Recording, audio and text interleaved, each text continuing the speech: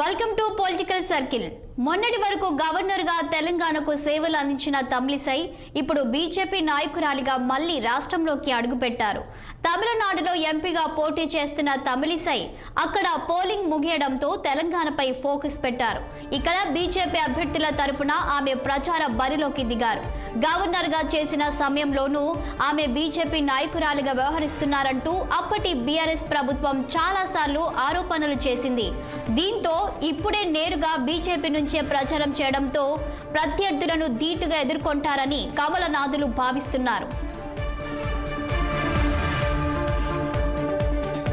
తెలంగాణలో తమిళిసై ప్రచారంపై మరింత సమాచారం మా ప్రతినిధి మాధవి అందిస్తారు.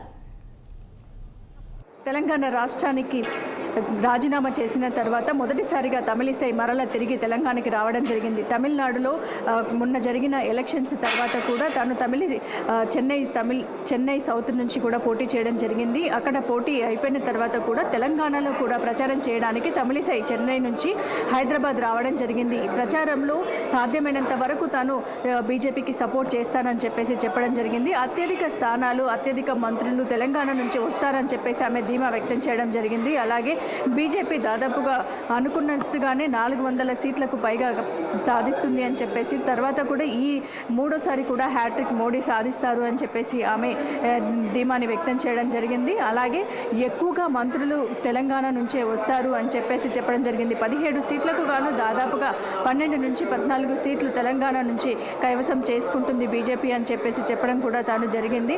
అత్యధిక స్థానాలు ఇక్కడ గెలవడానికి ఎంతో అవకాశం ఉందని, తాను స్వయం శక్తులుగా నేను కృషి చేస్తాను, తన వంతు బాధ్యతగా బీజేపీ అభ్యర్థిగా కూడా నేను ఇక్కడ బీజేపీ ప్రచారంలో పాల్గొనడానికి నేను సిద్ధంగా ఉన్నాను అని చెప్పేసి చెప్పడం జరిగింది.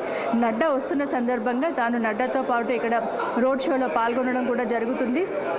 అదేవిధంగా ఈ ఎలక్షన్స్ రాబోతున్న సందర్భంగా ఎక్కువ సమయం ఇక్కడ జాతీయ నేతలంతా కూడా రాబోతున్నారు కాబట్టి సాధ్యమైనంత వరకు తాను హైదరాబాద్లోనే ప్రచారానికి అందరితో పాటు జాతీయ నేతలందరితో పాటు తను కూడా నేను పార్టిసిపేట్ చేస్తాను అని చెప్పేసి చెప్పడం జరిగింది. స్టార్ కంపైనర్గా కూడా తనని ఎన్నుకోవడం జరిగింది రీసెంట్గానే. సో అందుకు అనుగుణంగా కూడా తను ప్రచారంలో పార్టిసిపేట్ చేస్తాను. ఇక్కడ కూడా ఎక్కువగా కూడా జాతీయ నేతలంతా కూడా తెలంగాణ బాట పడుతున్నారు. తెలంగాణలో అత్యధికంగా సీట్లు సాధించే అవకాశము తెలంగాణకు ఉంది అని చెప్పేసి తాను చెప్పడం జరుగుతుంది.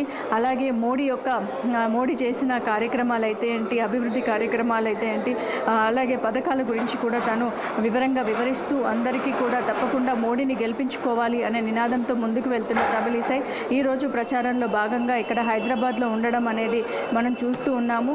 ఇంకా కూడా ఇప్పుడు బీజేపీ ప్రచారంలో కూడా రేపు మోడీ రాబోతున్న సందర్భంగా మోడీ అలాగే నెక్స్ట్ అమిత్ షా, ఈరోజు నడ్డా, ఇలా ఈ జాతీయ నేతలంతా కూడా దాదాపుగా 15 నుంచి 20 సభలను ఈ ఎలక్షన్స్ లోపల నిర్వహించాలి అని ముందుకు వెళ్తున్నారు. ప్రతి ఒక్కరు కూడా దిశానిర్దేశాలు చేస్తూ జాతీయ జనతా పార్టీ మాత్రం ముందుకు వెళ్తున్నట్లుగానే మనం చూస్తున్నాము.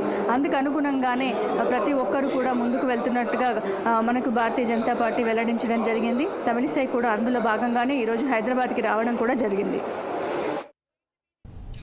లోక్సభ ఎన్నికల